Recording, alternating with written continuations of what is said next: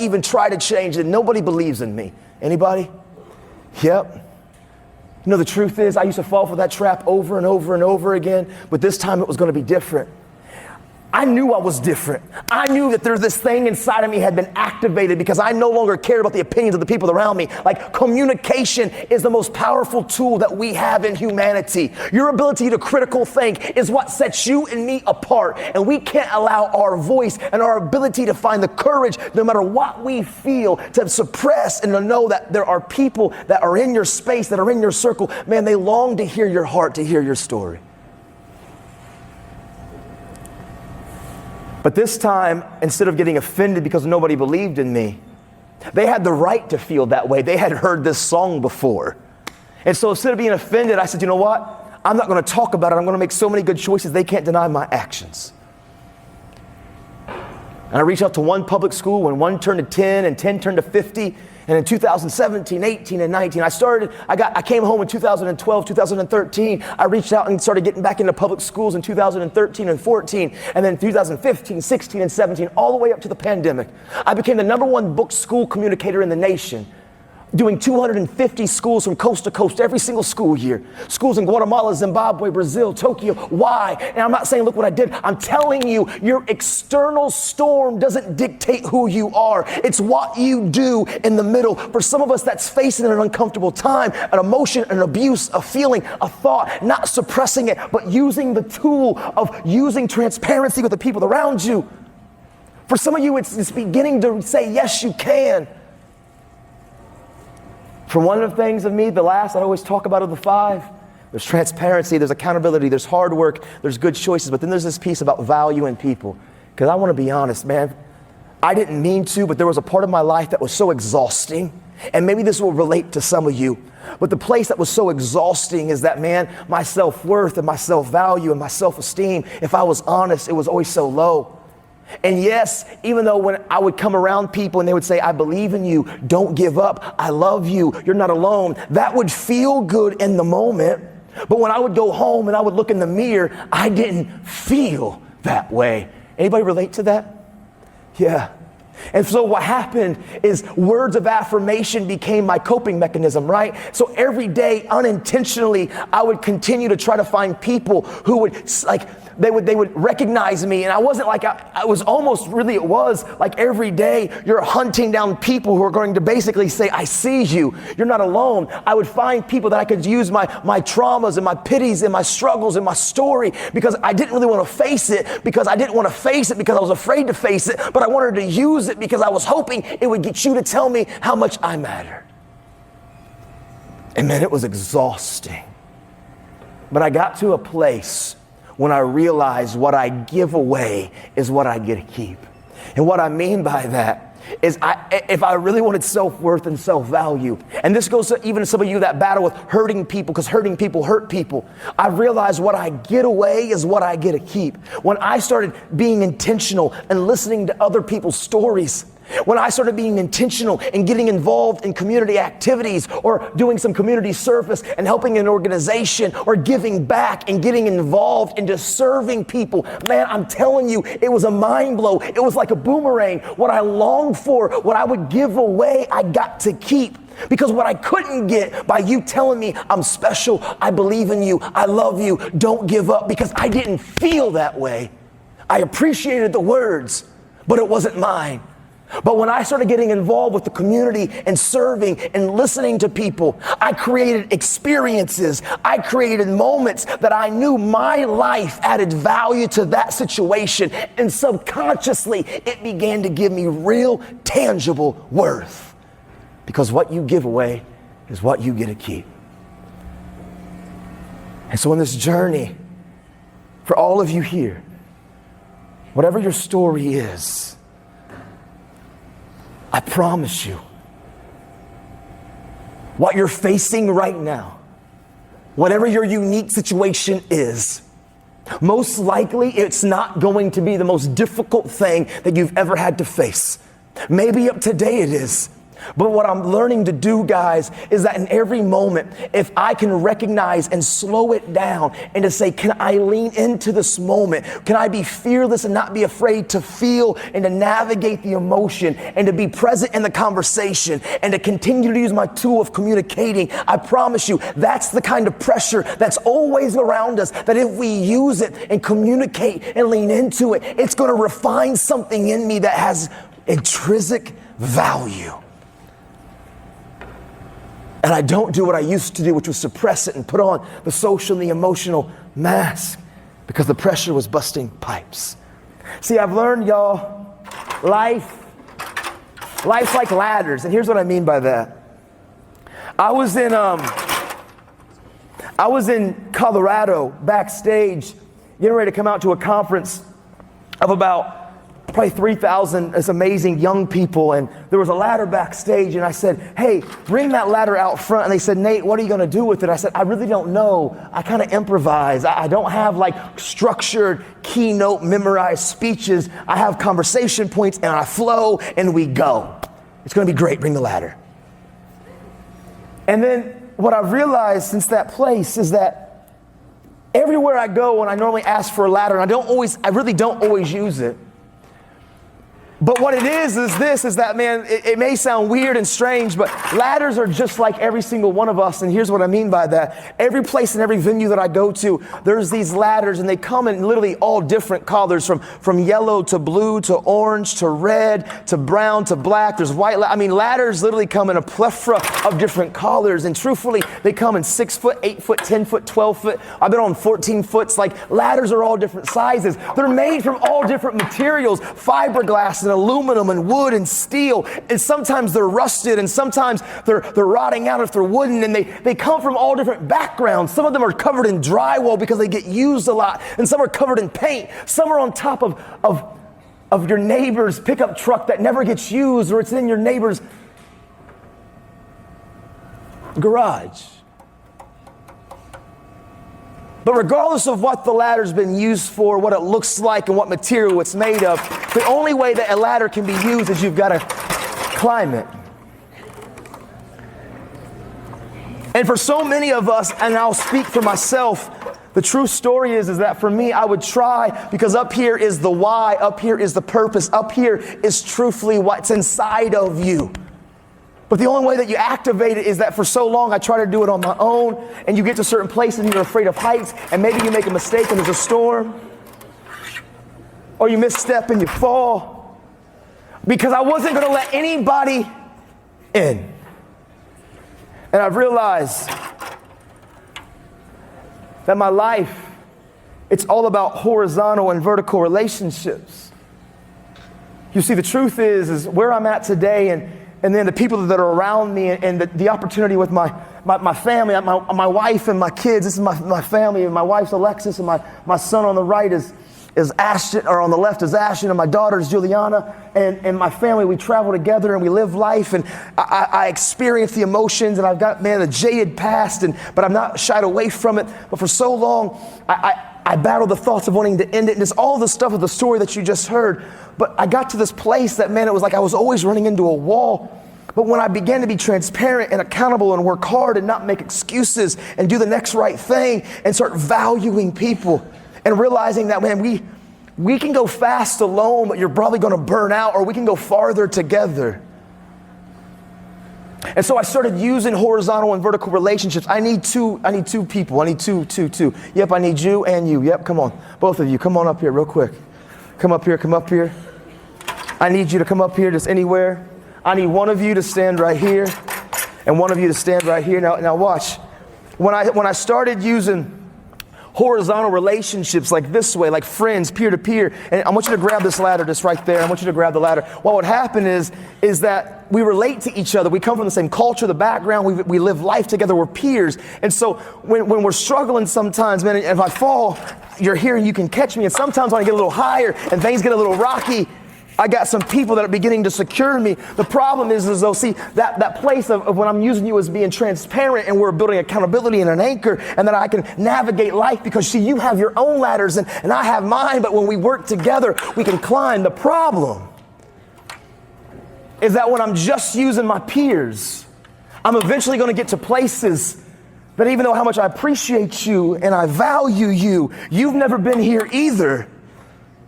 Because we're peers and we live life. And so when I'm willing to not only use my peers on a horizontal, but I'm willing to use the counselors and the teachers and the parents and the coaches and the mentors and just those people that are seasoned, that have been through some things, that when I'm willing to allow them to have a space in my circle. I need 2 adults. I need a teacher, a staff, a parent. I need 2 of you. Somebody, come on, let's move.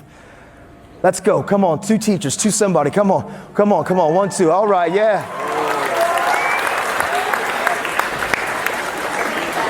I need one of you to stand here and one of you to stand there. And then what happens, and hold the ladder, when I start using my peers and you can catch me, and then I start climbing. But the problem is that now that I get to places that I'm terrified of, but when I start using those mentors and those people that have honestly the heart to see their ceiling, the ones around them, their floor, and we begin to use the horizontal and the vertical relationships, and you're transparent and you're accountable, and you just continue to believe that no matter what it feels like, if I use the people, I can trust the system. And then when I trust the system, I can go and I can climb and I can stand and I can do things that I would never do on my own. Why? Because I have horizontal and vertical relationships. I have people that care about me. And when things get a little crazy, see, there's such power in community. Give them a round of applause, man. You guys can go sit down. Thank you. Appreciate that. But y'all hear my heart, man. Hear me.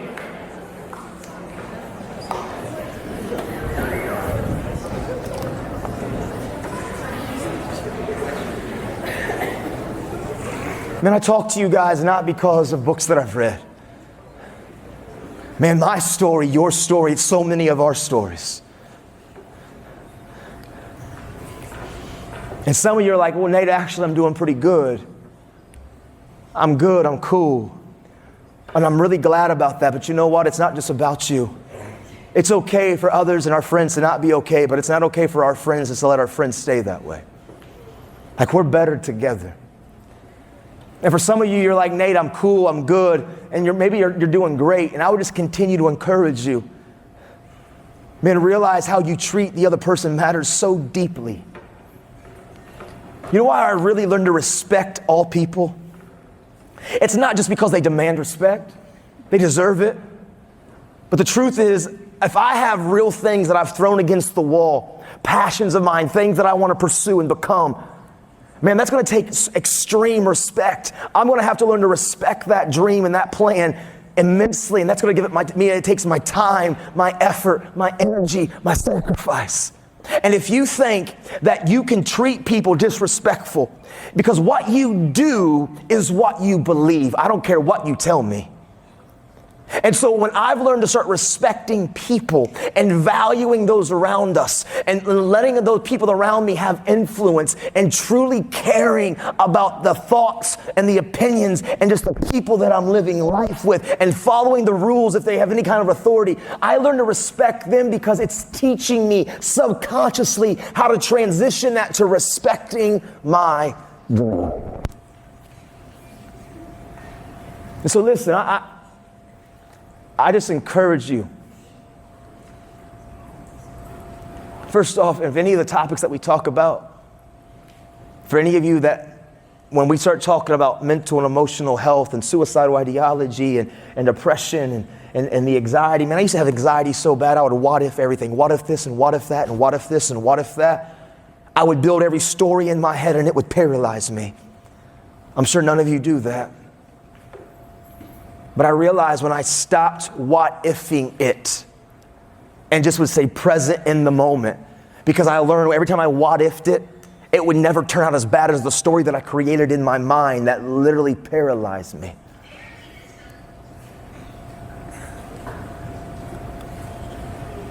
But here's what I want to tell you. How many of you can say of one topic, on one subject, on something that I said, something that I shared, it impacted you, it resonated some way, somehow? Raise your hand. Something on one topic. Here's the thing, you'll walk through those doors, and if you don't begin to find your why, to throw that thing against the wall, you could be like, man, Nate, that was pretty motivational, and man, that really picked me up, and I'm related. Listen, motivation takes motion, it takes movement, it's outside of you. And eventually, if you're dependent on everything outside of you to keep you going, eventually the external forces slow down and you stop too. But I challenge you to find your why. I challenge you.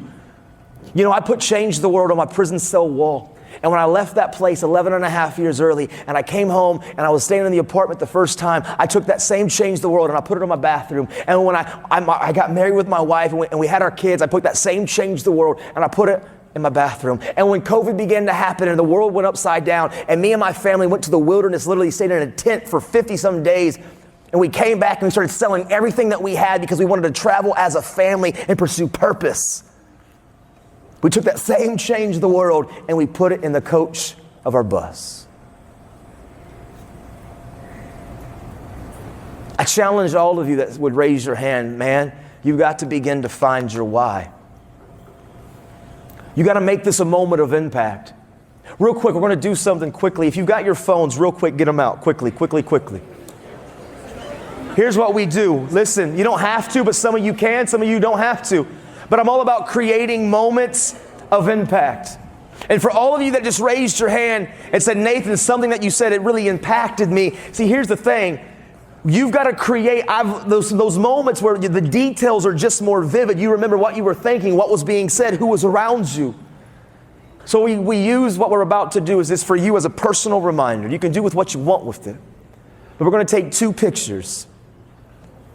The first picture I want you to take is of the assembly, of just me standing in front of you right here, right now. I don't care what kind of face you get me with. I'm not here to pose so it's picture perfect quality. I'm just being real. Take a picture of the assembly. The second picture I want you to take.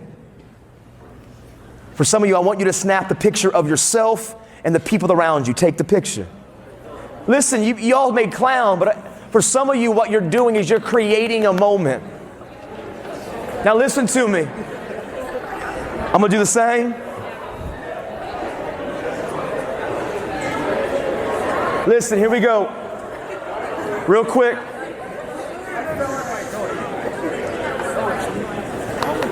This Saturday at Glen Oaks in Centerville, it starts at 9. I'm doing 2 more different talks. I'm doing some breakout sessions. It's really about purpose and belonging and just workshops. I know Saturdays get busy, but for some of you, maybe you don't have anything to rip it and running that morning. Maybe really you have somebody who also could be struggling in an area of their life that they could come. Maybe getting your mom or somebody there or your parent that maybe has had a hard time understanding where you're coming from. But this Saturday we're there. Listen, our socials, Nathan, our Instagram, our IG, and our YouTube are the 2 main vehicles that we use. We have social, we have pretty much every account everywhere, Nathan Harmon 1. But our IG and our YouTube is the primary vehicles that we use the most of. And so if you've got any of those, man, every single day we put out powerful content. We have thousands and hundreds of hours of just different content and different talks, just things that me and my family, and just also just being real and being raw about specific topics. I would love for you guys to join the journey on one of those socials, especially our IG or our YouTube. Guys, listen, I'll be here for a little bit, and after this, as they go back, if anybody needed to talk, they also have some counsel. We have people here, man. If you are at a place, first and foremost, hear me, you are safe. For some of you that when we talk about these things, you know, those feelings get real. Man, our feet are on the ground. We're breathing air. We're sitting in a chair. We're safe. And I've learned the more that I was leaning into just talking about these things, I've never felt more free in my life. I'm 12 years free from every suicidal thought. I'm 12 years free from every destructive behavior, drugs and alcohol, man. I promise you, transparency, this place of communication, it activates the problem solving in your heart. So with that, y'all, listen, you guys are awesome. I don't know what's going to happen once I say goodbye. He'll give you some instructions. But where your life speaks, I'm Nathan Harmon. Thank you guys so much. Appreciate it.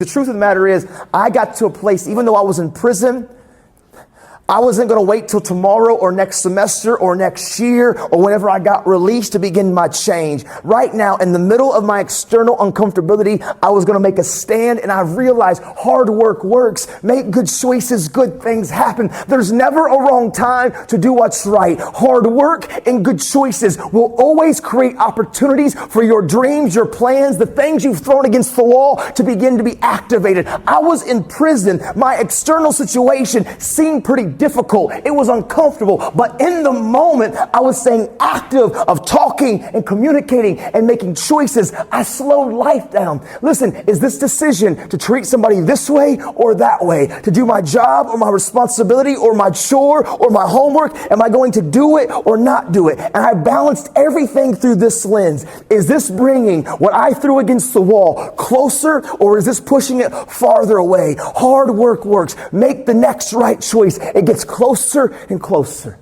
And hard work and good choices will create opportunities in the middle of your chaos, in the middle of your storm.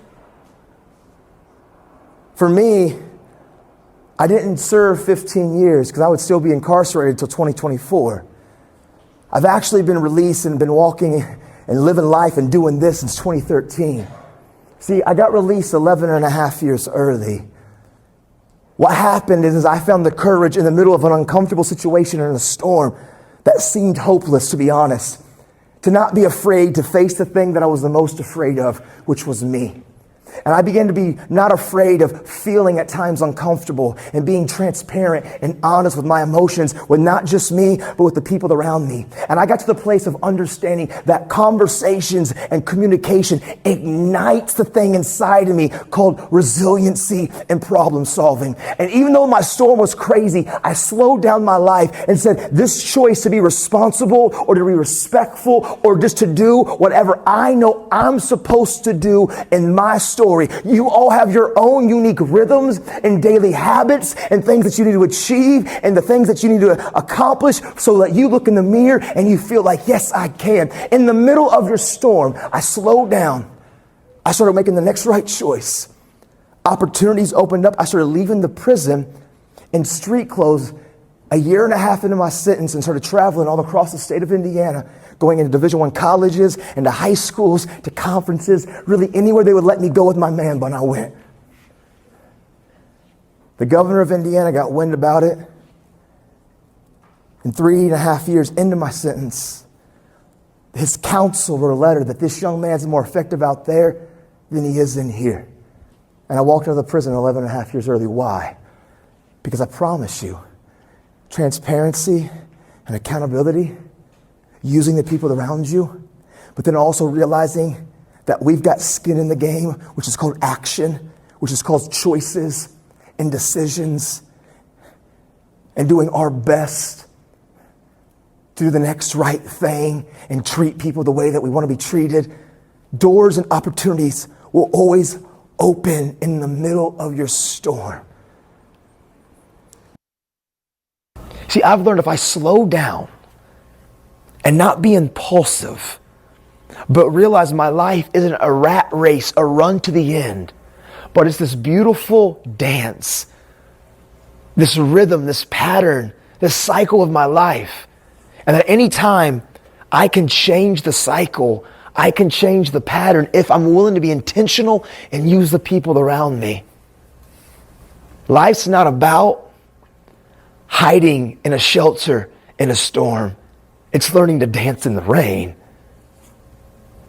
Life's learning to understand that you're the orchestrator of the greatest symphony called your life.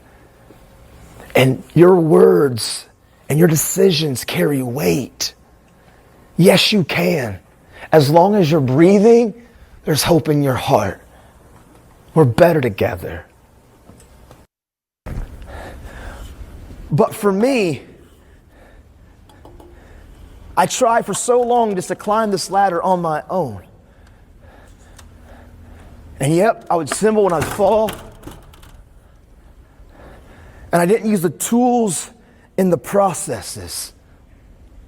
And some of you are like, well, Nathan, listen, man, like I get it. Yeah, I get it. Ladders look a certain type of way. They're made a certain type of thing. They've been to their own little thing. And if you got to climb, like if this is your dream and your goals and your whys and the story of your life, like why do you need anybody? Like I got this on my own. I don't have to trust. I can do whatever I want to do, and I may make some mistakes and I may fall and I may stumble, but when it's all said and done, this isn't that big of a deal. I can navigate my storm. I can stand and overcome. Why do I need people? Because the truth, you may be able to maintain and to navigate this space, but around the corner, the next chapter, the next uncontrollable moment that you didn't ask for and you didn't sign up for, it comes knocking. And even though, yep, on certain areas of my life, I'm good, I'm cool, I can do this on my own. I don't need anybody else. But on certain areas and certain dreams and certain things that you're trying to achieve and become, and certain difficulties and life-altering challenges and storms and hurricanes that you're gonna have to face, you can try to climb it if you want to. But when you get to certain heights, no matter how good you are, it just isn't quite that stable. And so I've learned that pressure can bust pipes, but pressure can refine diamonds. And the processes and the tools that if I learn to develop now, they can translate to anything else in the future. See, the truth of the matter is, when COVID happened and that storm came blowing against my life, and I had 106 talks cancel in 72 hours. I'm talking of March of 20, March, April of May, the finishing of the school year of 2020. I had 106 talks scheduled to rip and to run. I had a team of 6 of us, staff, families that depended, things that were real, all of it shelved, all of it got knocked out. Everything, life was happening. But the truth is, it didn't really sway me because my why had been developed in a foundation that my anchor in my why was bigger than the storm. And when your why is bigger than the storm, nothing can move you. Yep, you may sway. Yep, there may be the elements that beat against you a little bit. Maybe you need to up anchor and move the boat a little bit farther, but you've got the anchor, you've got the tools, you've got the practices, you've got the method that no matter what's coming, you are weathered. You are weathered, you are Teflon, you can overcome it. And what I've learned about this is why it's so important for you and I to continue to be intentional and lean into our places of uncomfortability, but to use community, to understand that you can be in the room, but you're not present. That at the end of the day, life is more than just surface, what I can get in quick transactions and living. Life is about human connection.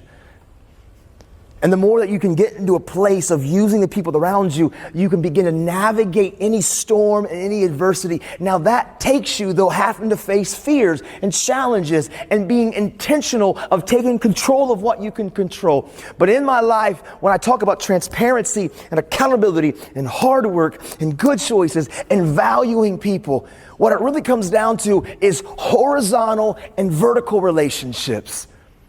And what I mean by that is I need both of you to come here real quick. Come here real quick, both of you, up here. Watch this. See, I want one of you to hold the ladder right here, and I want one of you to hold the ladder right here.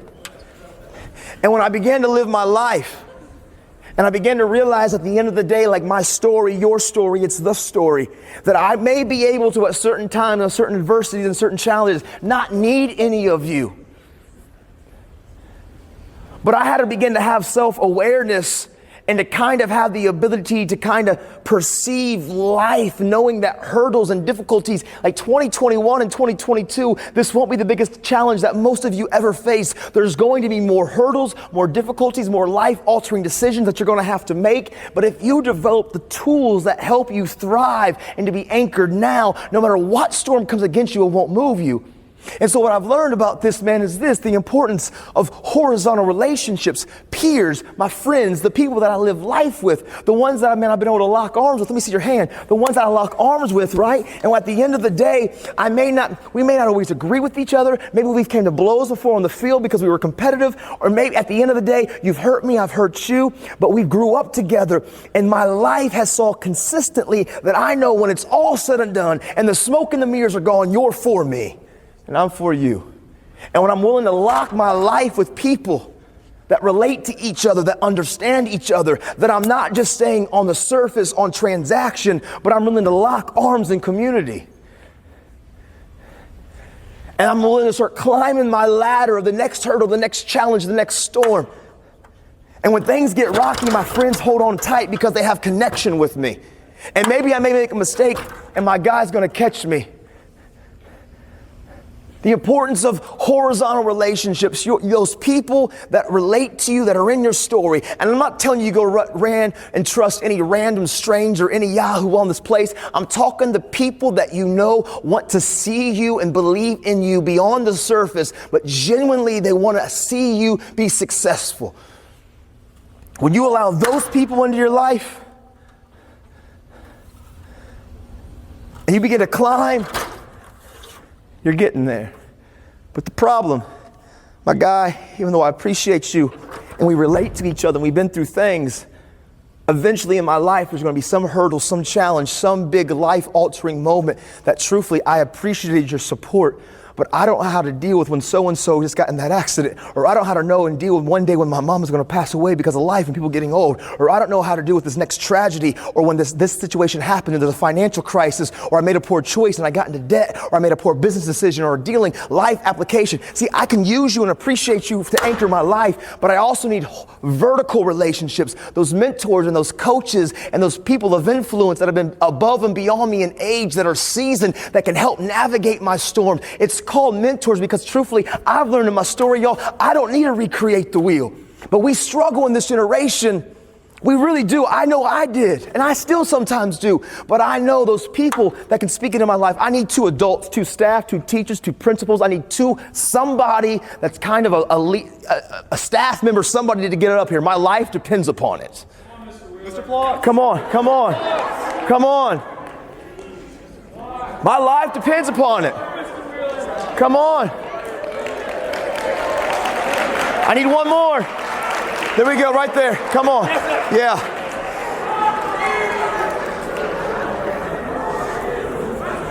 Yeah, come on, get on up here. Now watch. Right here, grab it. Right here, grab it. When I would have horizontal relationships, my peers, the people that I can lock arms to, that I can begin to allow to be intentional and invade my space, and I begin to trust not based on feelings, but based on the fact that I know we're for each other, and it caused me being vulnerable and intentional in facing the storms and the fears. And I begin to climb, and things get rocky, but I also have coaches and mentors and people that have been through life that can speak into my life, that want to see my floor, their ceiling. When I do life with community, horizontal and vertical relationships, no matter how big the ladder, how big the storm, yep, you're right. On your own, you can do it, some things on your own. You can navigate it, but you don't know what's knocking around the corner. And I believe the last 2.5 years has proven that to many of us. And some of us had to face some real difficult life moments that we had developed tools of isolation well before the social distancing. That's why we got to have social connection, and we can keep some physical distancing. But when I lock arms with the ladders of my life, man, I can do, and I can stand, and it may get rocky, and it may get shaky, but at the end of the day, no matter what it looks like,